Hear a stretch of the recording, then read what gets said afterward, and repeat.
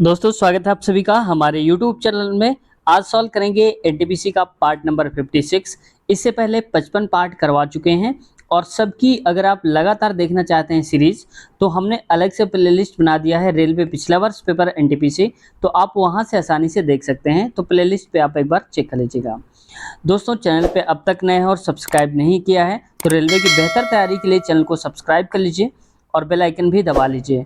दोस्तों आपको पता होगा कि ये जो रेलवे की एनटीपीसी की वैकेंसी है, ये इस बार ठीक ठाक चांस आप समझिए। हालांकि वैकेंसी बहुत कम है, इसकी मैं निंदा करता हूँ। इतनी कम वैकेंसी नहीं होनी चाहिए थी।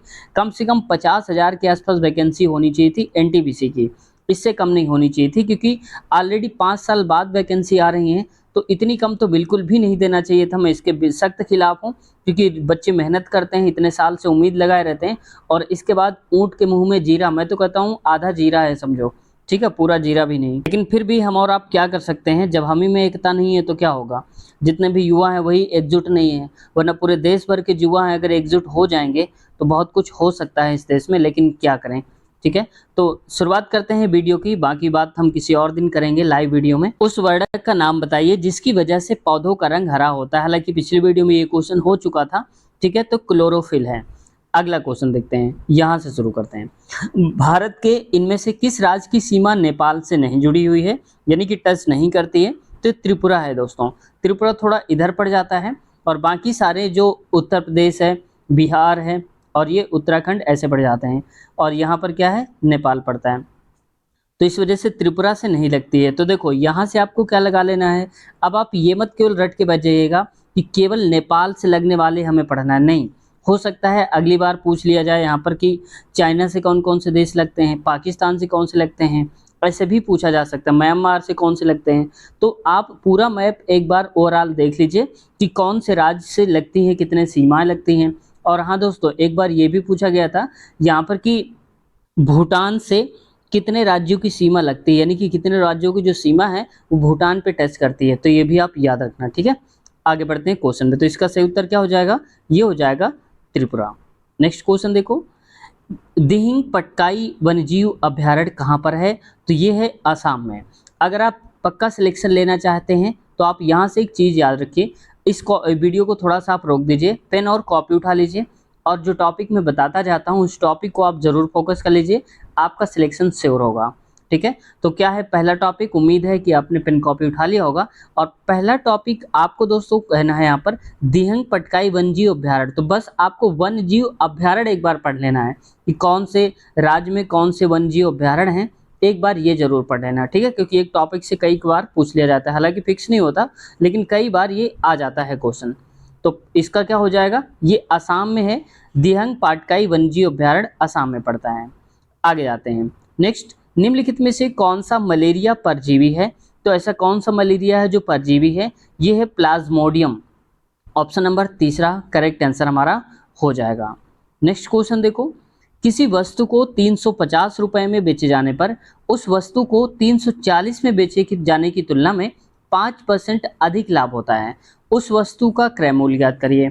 अब जरा ध्यान से देखो, कल के क्वेश्चन में ऐसा ही कुछ क्वेश्चन आया था, उसमें लाभ और हानि दिया था। अब देखो 350 की बेच रहा था और फिर वो 340 की बेचने लगा, अंतर परसेंट पे कितना आ गया, 5 का। तो आप बताओ, मैं यहाँ पर लिख देता हूँ, पहले 350 फिर 340 की, तो इन दोनों का अंतर कितने रुपए का हुआ? तो आप कहेंगे 10 रुपए का। हमारे हिसाब से 10 रुपए का अंतर, परसेंटेज में 5% का अंतर, समझ गए आप। और टोटल जो हमें बताना होता है वस्तु का क्रय मूल्य, तो क्रय मूल्य का मतलब हम 100 रुपए मानेंगे, 100% मानेंगे। अब देखो 5% की वैल्यू है 10, तो इसको 100% बनाने के लिए 20 से गुणा, अगर यहाँ 20 से गुणा तो यहाँ भी 20 से गुणा करेंगे। तो आप बताओ कि 100% का मतलब हो गया कितना, 200 रुपए। तो हमारी वस्तु रही होगी 200 रुपए की। ऑप्शन नंबर सेकंड वाला राइट हो जाएगा, समझ गए। तो देखा कितनी ट्रिकी तरीके से हमने समझा इसको। आगे भी ऐसे ही क्वेश्चन हम करते जाएंगे। लेकिन वीडियो को आप लोग लाइक नहीं करते हैं, आपसे रिक्वेस्ट है लाइक कर दिया करिए दोस्तों, क्योंकि इस छोटे से चैनल को जब आप अपना प्यार देते हैं तो बहुत हमें हौसला मिलता है और लगता है कि आपके लिए नई नई वीडियोज़ हम लाते रहें, ठीक है। देखो यहाँ पर अगला है ये लिखा हुआ है स्पेक्ट्रोस्कोपी और इसको ऐसा लिख दिया गया है। तो पहले हम इसको ये जान लेते हैं कि इसको लिखा कैसे गया होगा। तो मैं थोड़ा सा जूम करता हूँ ऐसे करके, अब शायद दिख रहा होगा आपको, उम्मीद करता हूँ। अब देखो ये SPE है, 3 लेटर उठाओ पहले, यहाँ पर ESP है, तो इसका मतलब क्या हुआ कि ये जो तीसरा नंबर का लेटर है ना, ये वाला E, इसको पहले लिख दिया गया है और ये स्टार्टिंग के वैसे ही रहेंगे, S और P ऐसा कर दिया गया है। देखो ऐसा ही तो आ रहा है, तो ठीक वैसा ही कर रहा है। तो अब हम साथ साथ दोनों को करते जाते हैं। ये अच्छा एक और देख लो, आगे वाला भी आप देख लो, इसका हिसाब तो इसका हिसाब हो गया। अब अगला देखो CTR लिखा है, इसमें क्या लिखा है, TRC लिखा है, लिखा हुआ है RCT लिखा हुआ है। तो अब देखो इसका R उठा दिया गया है, पहले लगा दिया गया, बाकी CT वैसे ही, तो देखो RCT यहाँ समझ गए होंगे। यानी कि हम तीसरा लेटर उठाते हैं और उसको आगे लिख देते हैं, बाकी अनवरत रहते हैं, ऐसे रिपीटेशन हो रहा है। अब आते हैं इनकी तरफ देखते हैं, तो देखो मैं इसको थोड़ा सा जूम करता हूँ। अब यहाँ पर देखो EXT है, तो पहले क्या आएगा T और इसके बाद EX आएगा, तो T और इसके बाद क्या लिखा है EX, तो देखो कहाँ लिखा है TEX। अब देखो इसका मतलब पहला दूसरा गलत हो गए, केवल तीसरा या चौथा में कोई एक सही होगा। अब आपको पूरा दिमाग क्या लगाना है, यहाँ एक एक करना नहीं है। पहले आप ऑप्शन देखो, ऑप्शन में अगर हम लास्ट वाला पकड़ते हैं तो भी सेम मिलेंगे, स्टार्टिंग के यहाँ तक सेम मिलेंगे। अब हमें ये देखना है कि अलग क्या है इनमें से। तो देखो इसमें से ट्रिपल ए आ रहा है, इसमें से एक ए आ रहा है, तो हम 3-3 का हमारे पास पेयर बन रहा है, तो इसका 3 बना लो, 3 बना लो, ऐसे इसका भी मैं 3 बना देता हूँ, ऐसे करके और ऐसे करके, ठीक है। अब ऐसे यहाँ से देखो ध्यान से, अब देखो यहाँ तक सेम है, कितने नंबर तक, 1 2 3 1 2 3, यहाँ तक सेम है ना, देखो 1 2 3 1 2 3। अब इसके बाद हमें देखना है कितना, 7वां और 8वां नंबर का देखना है, तो देखो 1 2 3 1 2 3। तो अब हमें देखना है इसमें से ये वाला जो दिख रहा है इसमें से देखो, तो ए वाला ये उठा के हम पीछे वाला ला रहे हैं आगे, तो हो जाएगा हमारे पास ए, और AG पहले से होगा, तो AG पहले से हो जाएगा। तो इसका मतलब कि ए के तो पहले से रहा होगा और ए के ये हो गया, तो ट्रिपल ए आएंगे। तो ट्रिपल ए किसमें दिया है, केवल ऑप्शन नंबर तीसरा में दिया है, यही हमारा राइट आंसर हो जाएगा। आगे बढ़ते हैं क्वेश्चन में। नेक्स्ट क्वेश्चन देखो, कह रहा है कि एक संख्या 7 को इससे विभाजित एक संख्या x को 7 से विभाजित करने पर एक शेष बचता है और दूसरी संख्या y को 7 से विभाजित करने पर 2 शेष बचता है, तो x प्लस वाई को 7 से विभाजित करने पर कितना शेष बच जाएगा। अब देखो x से अगर हम विभाजित कर रहे हैं तो 7 बचता है, तो अगर 7 बचे, 1 बचेगा 7 से विभाजित करने पर, तो मान लिया हमने कि 8 रहा होगा, x की जगह में मान लिया कि 8 रहा होगा, तभी तो हम 7 से अगर भाग देंगे तो 7 1 कम 7, एक ही तो बचेगा, तो बच रहा है थोड़ी देर के लिए मान लिया, तो यानी कि हमने माना कि x जो है वो हमारे पास 8 है। आगे देखो दूसरी संख्या एक y है, मान लिया भाई कि y है, 7 से विभाजित करने पर 2 बचता है। देखो यहाँ एक एक्स्ट्रा हो रहा था, यहाँ पर 2 एक्स्ट्रा हो रहा है, इसका मतलब एक इससे ज़्यादा होगा, यानी कि ये होगा 9। 7 से विभाजित करेंगे, देखो 7 1 कम 7, 2 ही तो बचेगा, तो वैसे ही करके हो रहा है। अब आगे देखो कह रहा है कि x प्लस वाई को 7 से विभाजित करने पर कितना शेष बचेगा, तो x प्लस वाई मतलब 8 प्लस 9, 9 8 होता है 17, और भाग देना है 7 से, तो 7 1 कम 7 और 7 दूनी 14। आप बताओ कितना बचा, 3, क्योंकि 14 3 17 होता है, 3 बच रहा है, तो बस आंसर हमारा क्या आ जाएगा, तीसरा वाला करेक्ट आंसर हो जाएगा। ठीक है, ऐसे ही करना है इसको। आगे बढ़ते हैं। ए अकेले, देखो टाइम एंड वर्क जो पेपर है ये हर बार पूछे जाते हैं, हर एक शिफ्ट में हर एक पेपर में पूछे जाते हैं। टाइम एंड वर्क से, पाइप और टंकी से, ये फिक्स होता है और रेलवे का फेवरेट भी होता है, और इसके हाई लेवल तक के क्वेश्चन पूछे गए थे पिछली बार ग्रुप डी में। एनटीपीसी, हालांकि ये तो आप एनटीपीसी कर रहे हैं, लेकिन ग्रुप डी का पेपर भी जब आप देखेंगे यहाँ पर हमारे चैनल पे जो हमने करवाए हैं पिछले साल के पेपर, तो उसमें भी देखना कि कितने हाई लेवल के क्वेश्चन पूछे गए थे।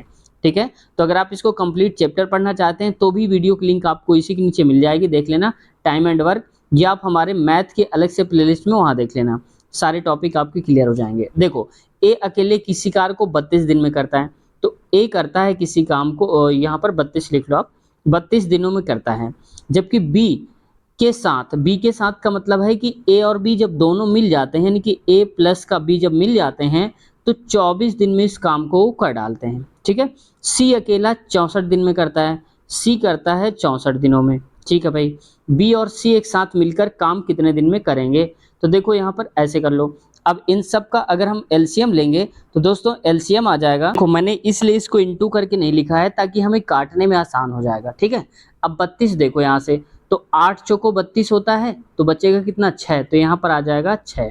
अब देखो 24, तो 8 त्रिक 24, इससे 3 गुणे 2 लिख सकते हैं, यहाँ पर बचेगा 8।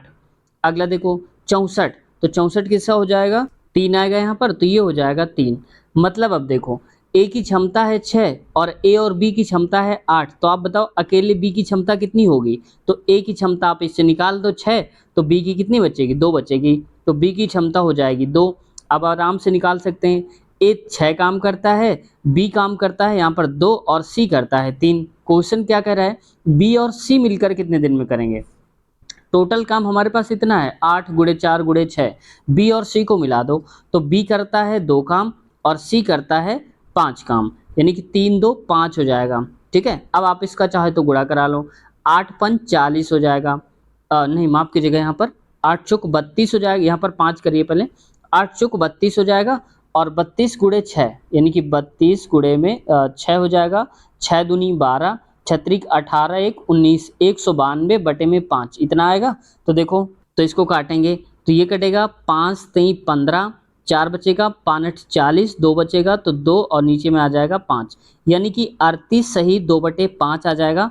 तो ऑप्शन नंबर हमारे पास क्या हो जाएगा, चौथा वाला करेक्ट हो जाएगा, 38 सही 2 बटे 5। देखो ये क्वेश्चन है, 5 वर्गों के परिमाप क्रमशः 24 32 40 76 हैं और 80 भी हैं, तो उन वर्ग अन्य वर्ग का एक परिमाप बताना है जिसका क्षेत्रफल इन वर्गों के क्षेत्रफल के योग के बराबर हो। मैं क्वेश्चन को पहले ऐसे समझा देता हूँ। 4 प्रकार के यहाँ पर वर्ग हैं, एक मान लो कि ये वर्ग दिया होगा, एक ऐसे करके वर्ग दिया होगा और एक वर्ग थोड़ा सा बड़ा क्योंकि 40 है और एक 76 है, ऐसे करके ऐसे ऐसे करके ये सारे के सारे वर्ग दे के रखे हैं। समझ गए आप। अब सबकी देखो परिमाप दिया है, तो आप बताओ परिमाप 24 का मतलब क्या है, इसकी भुजा और यहाँ तक पूरा मिला करके बॉर्डर 24 है।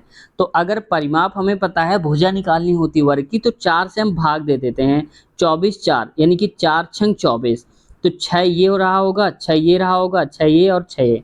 समझ गए। तो सबकी भुजा निकालने के लिए हम क्या करेंगे, सारे परिमाप में 4 4 से भाग दे देंगे। मैं इसको हटाकर दोबारा लिखता हूँ, तो यहाँ पर देखो हमें भुजा निकालनी है, तो मैं पहले वाले को मान लेता हूँ ए बी सी डी और ई, कितने हैं टोटल, 1 2 3 4 और 5। ठीक है, अब देखो ये कितना आ जाएगा, 4 से भाग देंगे, 4 छंग 24, 4 8 32, 8 आएगा, 4 यानी कि 10 आएगा, ये करेंगे तो कितना आ जाएगा, 19 चौक 76 होता है, तो 19 आ जाएगा यहाँ पर, 4 दूनी 8 यानी कि 20 आ जाएगा। समझ गए आप। तो ये भुजाएं हो गई पहले वाले की, इसकी इसकी और इसकी। अब कह क्या रहा है, उस अन्य वर्ग का परिमाप ज्ञात करिए जिसका क्षेत्रफल इन वर्गों के क्षेत्रफलों के योग के बराबर है। तो इनका क्षेत्रफल निकालने के हम भुजा का स्क्वायर कर लेंगे और जोड़ देंगे, 6 का स्क्वायर प्लस 8 का स्क्वायर प्लस 10 का स्क्वायर करेंगे और यहाँ पर 19 का स्क्वायर करेंगे और प्लस का 20 का स्क्वायर करेंगे, ऐसे करेंगे। अब टोटल हमारे पास जो जितना आएगा दोस्तों, तो वो आ जाएगा, तो ये आ जाएगा 961। और जो 961 होता है, ये क्या बोल रहा है क्वेश्चन में, वर्गों के क्षेत्रफल के योग के बराबर है। तो 961 तो वर्ग आया है, तो इसकी भुजा कितनी होगी, तो आप कहेंगे ये होता है 31 का स्क्वायर होता है। और 31 का स्क्वायर जो होता है, इसका मतलब भुजा बराबर क्या रहा होगा, 31 सेंटीमीटर है तो सेंटीमीटर रहा होगा। समझ गए आप। इसका मतलब हमें क्षेत्रफल दे के रखा था 961 और भुजा का मतलब क्या, स्क्वायर का मतलब क्या होता है, भुजा इंटू भुजा निकालेंगे तो एरिया आ जाएगा स्क्वायर का। तो हमारे पास भुजा आ गई है 31। अब क्वेश्चन को समझते कह क्या रहा है, अन्य वर्ग का परिमाप ज्ञात करना है। कौन से वर्ग का, जिसका क्षेत्रफल वर्गों के क्षेत्रफलों के योग के बराबर हो। तो परिमाप तो हमने निकाला था 961 आया और क्षेत्रफल के बराबर ये हुआ, तो उसकी भुजा कितनी हो रही होगी, भुजा हो रही होगी 31 सेंटीमीटर। ठीक है, अब क्या बताना था, इसका परिमाप बताना है। तो आप बताओ, मैं इसको हटा देता हूँ, चाहो तो आप स्क्रीनशॉट ले लो। ठीक है, अब आप बताओ कि जैसे मान लो कहीं पर कि एक भुजा है, ये वर्ग है, मान लो ऐसे करके वर्ग बना हुआ है, इसकी भुजा 31 है और इसकी 31 है और यहाँ पर 31 और यहाँ पर भी 31, तो इसका परिमाप बताना है। तो परिमाप बराबर क्या होता है, वर्ग का परिमाप अगर हमें निकालना होता है तो हम क्या करते हैं, भुजा 4 इंटू भुजा ही तो करते हैं, क्योंकि 4 31 31 है, ऐसे तो 4 बार जोड़ेंगे, तो यहाँ पर हो जाएगा 31 गुणे में 4। तो आप बताओ 4 एक कम 4 हो जाएगा, 4 3 12 हो जाएगा, यानी कि 124 आ जाएगा सेंटीमीटर में। तो ऑप्शन नंबर तीसरा करेक्ट आंसर हो जाएगा हमारा। समझ में आया होगा, उम्मीद करते हैं। आगे देखो नेक्स्ट क्वेश्चन है, उस विकल्प का चयन करें जिसका पांचवी संख्या के साथ वही संबंध है जो चौथी संख्या का तीसरी के साथ है। ठीक है भाई, देख लेते हैं। इसको मैं जूम करता हूं ऐसे करके। देखो यहाँ पर का वर्ग देखो, 6 का वर्ग कितना होता है, 6 से रंग 36, इसमें से आप 2 घटा दो, कितना आएगा 34। तो देखो 34 लिखा गया है। ठीक वैसे ही 8, ये 8 का वर्ग कितना होता है 64, 64 में से 2 घटा दो, कितना आएगा 62। तो वैसे ही आप बताओ 9, 9 का स्क्वायर कितना होता है 81, 81 में से आप 2 घटा दो तो कितना आएगा 79 यानी कि 79। तो 79 हमारा सही हो जाएगा। ऑप्शन नंबर क्या हो जाएगा, पहला ही वाला करेक्ट हो जाएगा 79। अगला क्वेश्चन, निम्नलिखित को हल कीजिए। तो देखो 108 भागे ऐसे करके पूरा दे के रखा है, तो हल करते हैं। तो पहले जब ब्रैकेट लगा होता है तो पहले ब्रैकेट को आप हल करा करिए। तो ये लिखा है देखो एक, तो ब्रैकेट को हटाने पर देखो गुणा करेंगे तो 4 एकम 4, 4 नहीं 36 हो जाएगा। तो मतलब 108 और भागे में हो जाएगा 9 प्लस का 2/5 और गुणा है तो 4 3 12 प्लस 1 यानी कि 13/4 आ जाएगा। अब देखो 9 से भाग देंगे तो 9 एकम 9, 9 दूनी 18 प्लस 13 दूनी 26 आएगा प्लस 4 पंचे 20 आएगा। क्लियर है यहाँ तक। अब इसके बाद इसको भाग कर दो, तो यहाँ पर देखो इसको मैं और भी काट देता हूँ। देखो 13 और 10 हो जाएगा कट के, यानी कि 13/10 हो जाएगा। और ये रहेगा प्लस में है ये 12/1 समझ लो। ठीक है, तो ये 12/1 रहेगा। मैं इसको थोड़ा हटा देता हूँ, थोड़ा सा मैं टोटल इतना लिखता हूँ हटा करके, 12 प्लस 13/10। ठीक है, तो ज़्यादा समझ में आएगा। यहाँ पर 12 प्लस 13/10। अब ठीक है, समझ में आ रहा होगा। भागे 1 कर दीजिए। तो देखो 12 धाम का 120 हो जाएगा प्लस 13 और बटे में आएगा 10। ठीक है, तो ये कितना हो जाएगा, मैं यहाँ लिखूंगा। तो देखो टोटल, तो ये 120 और यानी कि हो जाएगा 133, 133 बटे में 10।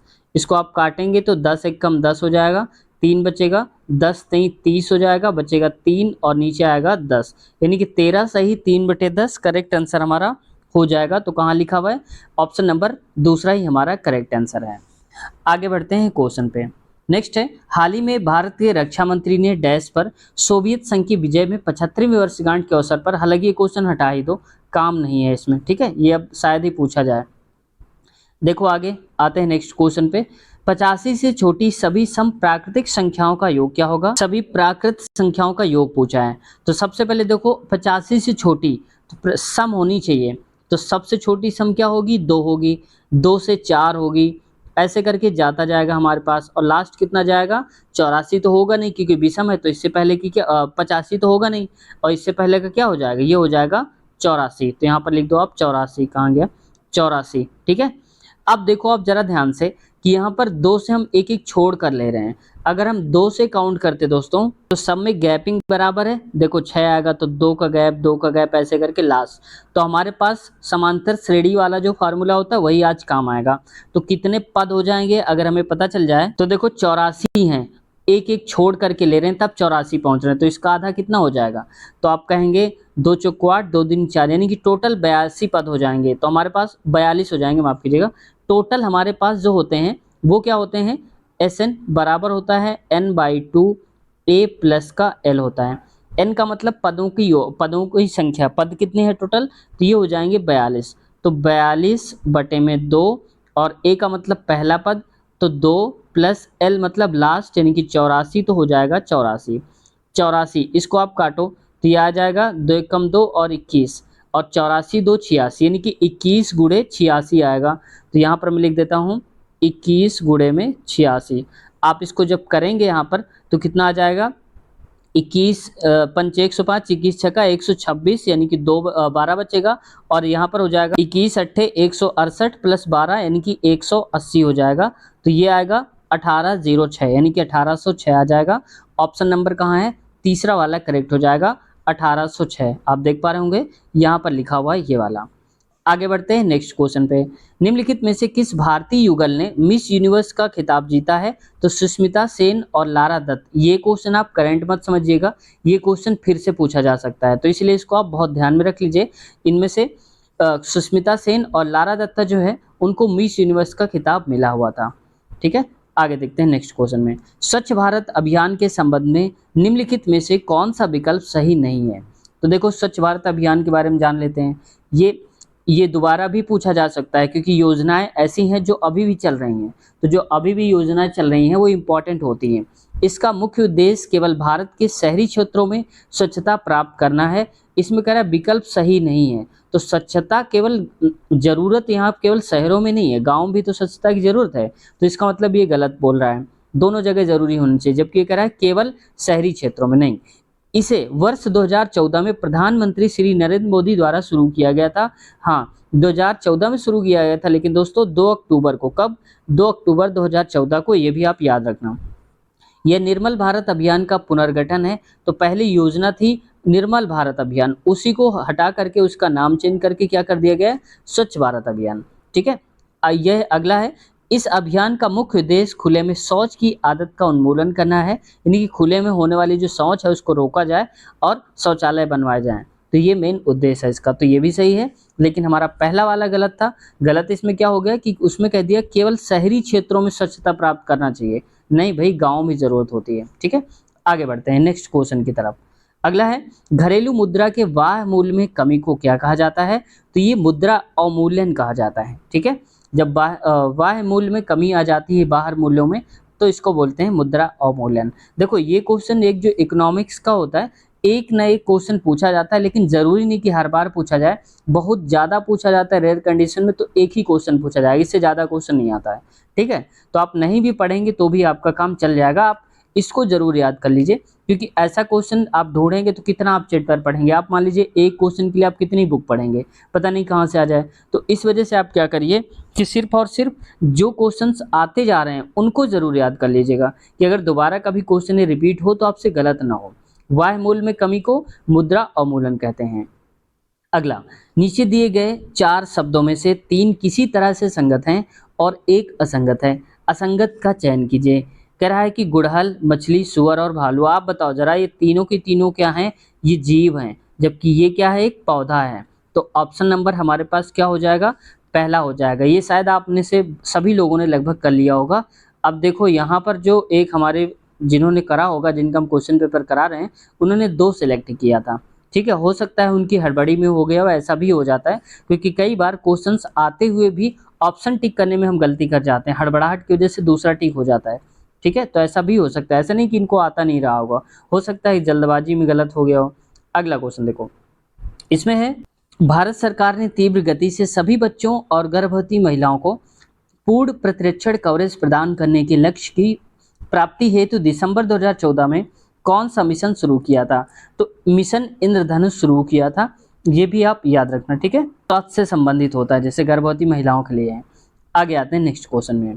क्वेश्चन कह रहा है, एक दर्जी के पास 37.5 मीटर कपड़ा है और उसे 3 मीटर कपड़े से 8 वस्त्र बनाने हैं। यानी कि अगर उसके पास 3 मीटर कपड़ा होता है तो 8 कपड़े बना देता है। इस कपड़े से कुल कितने वस्त्र बना सकता है? ठीक है भाई, इतने मीटर कपड़ा है, तो आप बताओ कि 3 मीटर की जो वैल्यू है वो 8 कपड़े के बराबर है। तो 1 मीटर वैल्यू की वैल्यू कितनी हो जाएगी? 8/3। अब 1 मीटर की वैल्यू 8/3, तो 37.5 की कितनी हो जाएगी? तो आप कहेंगे 37.5 में डायरेक्ट दशमलव हटा के नीचे 10 बढ़ा देता हूँ। ठीक है, ऐसे भी आप कर सकते हैं। तो बात तो यही हो गई। अब इसको आप चाहें तो काट सकते हैं, 2 से काटेंगे या 5 से काट दीजिए, 5 दूनी 10 और 5 सत्ते 35, 5m 25 हो जाएगा। इससे 2 से काटेंगे, 2 चौके 8 हो जाएगा, और 3 से कटेगा तो ये कट जाएगा, 3 एक कम 3, 3 दूनी 6, 3 पच्चे 15, तो ये कितना आ जाएगा? 25, 4 बचेगा, तो 4 गुणे में 25, नीचे 1 आएगा तो कोई फर्क नहीं पड़ेगा। 25 चौको हो जाता है 100, यानी कि टोटल कितने कपड़े बना लेगा वो? 37.5 मीटर कपड़े से 100 कपड़े बना लेगा। तो ऑप्शन नंबर हमारा पहला ही करेक्ट आंसर हो जाएगा। 1000 की राशि 10% वार्षिक चक्रवृद्धि ब्याज की दर से कितने समय में 1331 रुपए हो जाएगी? तो देखो हमारे पास फार्मूला होता है, अमाउंट बराबर प्रिंसिपल यानी कि मूलधन 1 + r/100 की पावर में n। तो अमाउंट कितना है? 1331 हो जाता है, और प्रिंसिपल कितना है? ये हो जाता है 1000। अब देखो दर क्या है? 10, तो 1 + 10/100 आएगा, और टाइम हमें नहीं पता है। 0 से 0 काट दो, यहाँ पर इसको नीचे ले आओ तो 1331/10 1000 हो जाएगा, बराबर में 1/10 आएगा, 1 प्लस 1/10 तो 10 एकम 10, 1 11 यानी कि 11/10 हो जाएगा, ऊपर n ले आओ। अब देखो जरा ध्यान से, इसमें कितने जीरो हैं 3, तो इसमें कितना जीरो 1, इसका मतलब ये क्यूब हो रहा होगा, तो 11 का क्यूब 1331 होता ही होता है। इसका मतलब हम यहाँ पे लिख देंगे 11/10 का होल क्यूब बराबर 11/10 की पावर में n। तो आप बताओ कंपेयर करेंगे तो n की वैल्यू क्या आ रही है, 3 आ रही है, तो बस सही उत्तर हमारा 3 हो जाएगा, ऑप्शन नंबर चौथा करेक्ट हो जाएगा। समझ गए होंगे, उम्मीद करते हैं। अगला क्वेश्चन देखो, निम्नलिखित में से कौन कभी भी संयुक्त राष्ट्र का महासचिव नहीं बना है, अब तक नहीं बना है, वो है लुईस फ्रेसेट, ऑप्शन नंबर तीसरा। देखो ऐसे क्वेश्चन जो होते हैं वो जल्दी से याद नहीं होते हैं, बस नज़र पड़ जाए आ जाए तो वो आपकी किस्मत होती, इत्तेफाक होता है, तो इसलिए ये क्वेश्चन आपके लिए पढ़ना ज़रूरी है कि जैसे ही अगर आप इस टाइप के क्वेश्चंस कर लेते हैं तो आप बहुत से बच्चों से आगे निकल जाएंगे, क्योंकि करते तो सभी लोग हैं, मैथ रीजनिंग तो कर लेते हैं, लेकिन ऐसे जो 4-6 क्वेश्चन आते हैं यही आपको सिलेक्शन दिलाते हैं। तो ऐसे क्वेश्चंस आप जरूर याद रखें, तो अब की बार अगर ये आए तो उम्मीद करते हैं आपसे गलत नहीं होगा, ठीक है। तो लुईस फ्रेस्टेस वर्ड आप याद रखना, संयुक्त राष्ट्र के महासचिव अब तक नहीं बने हैं। अगला क्वेश्चन देखो, नेक्स्ट है, ये देख रखा है बड़ा सा भयंकर सा एक चित्र है, निम्नलिखित में से कौन सी आकृति अन्य से असंगत है, यानी कि अन्य से अलग है। देख लो भाई क्या अलग है इनमें से। तो पहले आप ऊपर वाले देखो, ये और ये तो मैच कर रहा है, ये भी मैच कर रहा है, ये भी मैच कर रहा है और ये भी मैच कर रहा है। अब जरा ध्यान से देखो, ये वाला फिगर मैं इसको और थोड़ा सही कर देता हूँ, थोड़ा ऐसे जूम करके, ठीक है, ताकि और आपको बेहतर तरीके से दिख सके। देखो यहाँ पर ये वाला फिगर देखो ध्यान से, ये वाला फिगर देखो और ये वाला देखो, फिर यहाँ वाला देखो, तो किसमें क्या अलग है, इसमें लाइन खींची हुई है ये वाली, जबकि बाकी में लाइन नहीं है, तो यही तो अलग हो गया, बाकी हमें मिलाने की जरूरत ही नहीं है। तो और ये कौन सा वाले में गलत था, तो ये था तीसरे वाले में, इसमें गलत है, कहाँ गया, ये तीसरे वाले में, तो बस तीसरी आकृति हमारे हिसाब से गलत है, ऑप्शन नंबर तीसरा करेक्ट हो जाएगा। समझ गए आप। अगला है, किसी छात्र ने एक संख्या को 5/3 के बजाय 3/5 से गुणा कर दिया, गणना में कितने प्रतिशत की त्रुटि हो गई ये बताना है। 5/3 से करना था, ठीक है। अब गुणे में 100 लगा दीजिए। अब देखो भाग के नीचे जब भाग होता है ना कि डिवाइड के नीचे डिवाइड, तो सबसे नीचे वाला सबसे ऊपर पहुंच जाता है, यानी कि 16/15 गुणे में 3/5 और प्रतिशत है तो 100 तो रहेगा ही रहेगा। अब आगे देख लो आप, कोई कट रहा है क्या इससे, 3 एकम 3, 3 पचे 15 कट रहा है, और 5 और ये कट रहा है 5 बीसहम 20 और 5 चौको 20, यानी कि 16 गुणे 4, 16 गुणे में 4% यानी कि 16 चौको 64% का अंतर आ गया होगा, प्रतिशत त्रुटि कितनी हो गई 64%, ऑप्शन नंबर तीसरा हमारा करेक्ट आंसर हो जाएगा। समझ गए होंगे आप। अब बढ़ते हैं आगे क्वेश्चन की तरफ। नेक्स्ट देखो, इनमें से दक्षिण अफ्रीका के किस रेलवे स्टेशन पर प्रथम श्रेणी का डिब्बा छोड़ने से मना करने पर गांधी जी को रेलगाड़ी से बाहर फेंक दिया गया था। देखो कितना खराब घटना हुई थी, रेलवे स्टेशन पर प्रथम श्रेणी का डिब्बा छोड़ने से मना कर दिया था गांधी जी ने, और उसे उन्हें ट्रेन से बाहर ही फेंक दिया गया था। ये कहाँ की बात है, ये पीटर्स मैरिट्सबर्ग की बात है, पीटर मैरिट्सबर्ग की बात है, ठीक है। और कहाँ पर, दक्षिण अफ्रीका यानी कि साउथ अफ्रीका में थे, ये घटना हो गई थी उनके पास। आप देख सकते हैं कितनी बुरी घटना हो सकती है ऐसे ऐसे लोगों के पास, तो हम जैसे लोग क्या होते हैं। अगला है, यदि किसी लेंस की फोकस दूरी 25 सेंटीमीटर है तो उस लेंस की क्षमता ज्ञात करिए। ठीक है भाई, क्षमता ज्ञात करते हैं, तो इसके लिए होता है, यानी कि क्षमता जो होती है इसकी ये होती है, अगर हमें सेंटीमीटर में ज्ञात करना है तो 100/f करते हैं फोकस दूरी, और मीटर में है तो हम डायरेक्ट 1/, ये करते हैं। तो देखो यहाँ पर 100 रहेगा और फोकस दूरी कितनी है 25, तो 25 से कम 25, 25 चौको 100 बराबर 4 आ जाएगी। तो इसकी क्षमता जो है ये कितनी आ जाएगी, ये आ जाएगी 4 डायोप्टर, क्योंकि लेंस की क्षमता का मात्रक क्या होता है, डायोप्टर होता है। ये भी एक बार पूछा जा चुका है मात्रक से संबंधित। अगला क्वेश्चन है, देखो उस अक्षर का चयन कीजिए जो निम्नलिखित श्रृंखला में प्रश्न चिन्ह के स्थान पर आ सकता है। तो देखो DVFTH ऐसे करके लिखा है, मैं इसको थोड़ा सा जूम करता हूँ आपको दिखाने के लिए।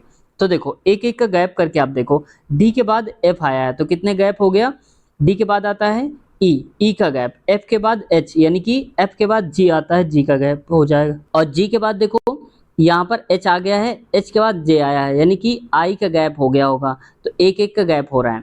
और J के बाद क्या होना चाहिए था, K, और यहाँ पर आना चाहिए था L, हमें पूछना है ये वाला।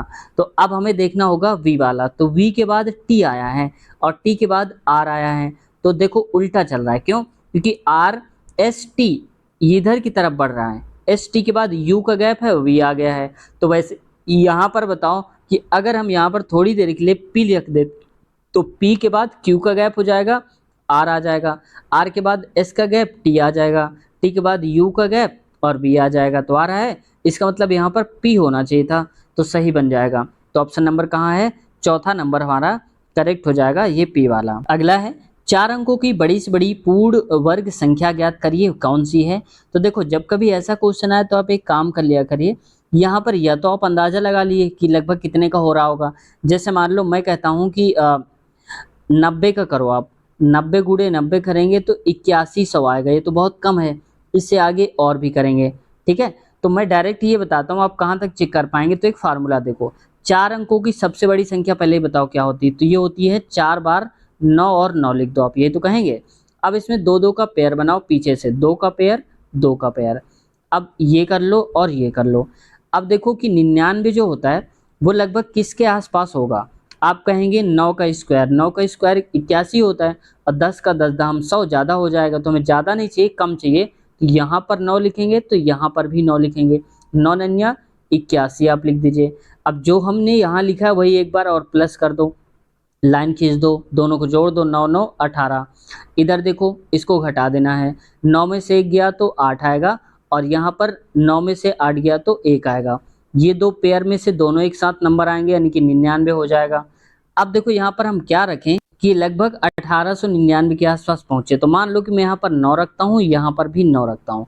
तो 9 का गुणा 189 में करना है, तो 9 नन्या 81, 8 बचा हमारे पास, 9 8 72, 72 8 80 होता है। तो बचेगा कितने पास? फिर से 8 बच गया, फिर 9 1 कम 9 8 17 हो गया, तो ये 1701 आ गया, ठीक है। अब देखो 9 में से 1 गया तो 8 आएगा और 9 में से 0 गया तो 9 ही आएगा और 8 में से 7 गया तो 198। यानी कि अगर 198 ये एक्स्ट्रा है इस पे, किसमें? 9999 में। इसको अगर हम निकाल दें 198 को, तो कुछ भी नहीं बचेगा, यहाँ पर पूरा का पूरा हमारा कट जाएगा। यानी कि 99 का स्क्वायर अगर करना चाहते हैं तो हमें 9999 में 198 घटाना पड़ेगा, ठीक है। तो इसमें जैसे आप घटा दीजिए एक बार, तो मैं यहाँ पर घटा देता हूँ, 9999 में कितना? 198 घटाना है। तो 9 में से 8 गया 1, 9 में से 9 0 और 9 में से 1 गया 8 और यहाँ पर ये, यानी कि 9801 पूरा पूरा वर्ग होता है 99 का। क्यों? क्योंकि ये बच रहा था एक्स्ट्रा, इसी को हमने हटा दिया। तो 9801 जहाँ भी लिखा होगा वही सही उत्तर हो जाएगा। तो आप देखो 9801 कहाँ पर लिखा हुआ है, तो ऑप्शन नंबर तीसरे में करेक्ट आंसर हो जाएगा 9801, जो कि 99 का होल स्क्वायर होता है। ये भी आप याद रखना। तो दोस्तों आज की वीडियो हम यहीं तक रखते हैं और इसके आगे वाले क्वेश्चंस कवर करेंगे नेक्स्ट पार्ट में, क्योंकि वीडियो थोड़ा सा लंबी हो रही है। और इसका अगला पार्ट की लिंक आपको इसी वीडियो के नीचे मिल जाएगी डिस्क्रिप्शन में। अगला पार्ट लिखा होगा, उस पर क्लिक करेंगे तो डायरेक्ट इसके आगे वाले क्वेश्चंस ओपन हो जाएंगे, इसके आगे वाला पार्ट ओपन हो जाएगा, आपको कुछ भी नहीं करना है। साथ ही साथ दोस्तों अगर आप ग्रुप डी का या एलपी टेक्नीशियन के भी प्रीवियस ईयर पेपर देखना चाहते हैं तो उनका भी सोल्यूशन हमने करवा दिया है और अभी भी हम क्वेश्चन पेपर उनको भी करवा रहे हैं। तो प्लेलिस्ट सबकी अलग अलग मिल जाएगी हमारे चैनल पे, तो चेक कर लीजिएगा। LP technician, group D, NTPC सबकी अलग अलग प्लेलिस्ट हमने बना दिया है ताकि आपको प्रॉब्लम ना हो ढूंढने में और आप आसानी से उसको देख पाएँ। साथ ही साथ रेलवे के इंटरव्यू भी हमने लिए हैं कई सारे, वहाँ जा कर के लोग कैसे काम करते हैं, जब आप ज्वाइन करेंगे तो क्या क्या काम आपको करना होगा, सैलरी क्या होगी, इन सब चीज़ों के बारे में भी हमने बात करी है। तो वहाँ पर वो वीडियोज़ अगर देखना चाहते हैं तो उसकी भी प्लेलिस्ट आपको चैनल पे मिल जाएगी रेलवे इंटरव्यू के नाम से, तो आप आसानी से देख सकते हैं। साथ ही साथ अगर कोई मैथ का टॉपिक कमज़ोर है आपका, तो हमने मैथ की अलग से प्लेलिस्ट बना दिया है। तो जो भी हमने चैप्टर्स करवाए हैं अगर आप उनको देख लेते हैं तो उस चैप्टर से आने वाले क्वेश्चंस आपसे गलत नहीं होंगे। तो दोस्तों कैसी लगी वीडियो ज़रूर बताना। कुछ क्वेश्चन है, कुछ पूछना है, कहना चाहते हैं तो आप अपनी बात कह सकते हैं, हम आप सबको रिप्लाई देने की पूरी कोशिश करेंगे। जितने भी दोस्तों ने हमें कमेंट करे थे, आपने क्वेश्चन भेजे थे, हमने उन सबको रिप्लाई दिया है। आप में से बहुत से लोगों को पता भी होगा जो लगातार हमारे साथ जुड़े हैं और जो देख रहे हैं। दोस्तों आपसे मैं एक गुजारिश ये करूँगा कि अगर आप बेहतर सच में तैयारी करना चाहते हैं, सच में आप सिलेक्शन लेना चाहते हैं, तो एक पार्ट से आप शुरू करिए वीडियो को और पार्ट नंबर 1 से शुरू करिए। डेली आप जितनी देख सकते हैं वीडियो 2-2 3-3 तो उतनी वीडियो देखिए, लेकिन कंटिन्यू देखिए ताकि आपका रिवीजन भी पूरा होता रहे और आप क्वेश्चन को अच्छी तरह से समझ पाएँ, कोई भी आप स्किप ना हो। जैसे मान लो आप में से किसी ने देखा 49 नंबर, फिर देखा 50 नंबर, तो बीच की आपने छोड़ दिए ना, तो इसका मतलब है कि आप स्टार्टिंग से शुरू करिए। याद रखिए आज हमने 5 पार्ट देखे हैं, कल 10 तक देखना है, 15 तक, ऐसे करके तब आपकी तैयारी और बेहतर होगी। और जो हम फार्मूलेज़ बताते हैं वहाँ पर, उनको आप अगर अगर आपको नहीं आता है तो कॉपी में आप नोट कर लिया करिए। फिर आप देखो कितना अच्छे से आपकी तैयारी हो जाती है। इसीलिए हमने सारे सब्जेक्ट शुरू कर दिए हैं, एक तरफ से पूरा पेपर कराते हैं, कोई भी छोड़ते नहीं हैं। अगर वही क्वेश्चन हम छोड़ते हैं रेयर कंडीशन में, जो बहुत ही क्वेश्चन ब्लर होता है, दिखता नहीं है, या फिर कोई ऐसा क्वेश्चन होता है जो दोबारा नहीं आएगा, तो ऐसे क्वेश्चन ही बड़े रेयर केस में छोड़ते हैं। दोस्तों चैनल पसंद आया हो तो सब्सक्राइब कर लीजिए और बेल आइकन भी दबा लीजिए ताकि रेलवे में सिलेक्शन आपका इस चैनल से हो। इसलिए हमारा भी पूरा प्रयास है और आपका भी पूरा प्रयास रहेगा। दोस्तों लाइक नहीं करते हैं, आपसे रिक्वेस्ट है लाइक ज़रूर कर दिया गया वीडियो को। आपका एक लाइक हमें बहुत बड़ी मोटिवेशन देता है, मनोबल प्रदान करता है। तो अपनी क्वेश्चन भेज दीजिए हमें, हम आपको रिप्लाई देंगे। अगली वीडियो मिलते हैं, अपना ख्याल रखिए, टेक केयर, बाय बाय।